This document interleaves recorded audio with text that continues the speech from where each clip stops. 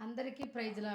ఈరోజు దేవుని వాగ్దానము కీర్తనల గ్రంథము 5వ అధ్యాయము చివరిలో దేవుడు ఏమని చెప్తున్నాడంటే, సాయంకాలమున ఏడుపు వచ్చి రాత్రంతా ఉండినను ఉదయానికి నాకు సంతోషం కలిగిందని భక్తుడు చెప్తున్నాడు. ఈరోజు 10 సంవత్సరాల నుంచి నాకు ఈ రోగం పోవడం లేదు, ఈ వ్యాధి పోవడం లేదు, ఈ నా సమస్యలు పోవడం లేదు, పోతాయా అని చెప్పి నిరుత్సాహంతో, బాధతో, చింతతో, దేవుని మీద అపనమ్మకంతో, అనుమానంతో ఎవరైనా ఉంటే వారందరికి కూడా మన దేవుడు ఈరోజు ఏమని చెప్తున్నాడంటే, సాయంకాలమున ఏడుపు వచ్చి రాత్రి అంతా ఉండినను ఉదయానికి నీకు సంతోషం కలుగుతుందని చెప్పిన దేవుడు.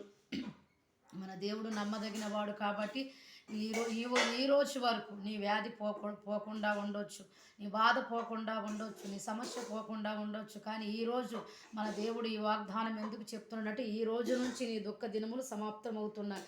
నీ సంతోషము, నీ ఆనందం అధికమవుతుంది. నీ దుఃఖం ఏమైనా ఉన్నా అది యేసు నామములో కొట్టివేయబడును గాక.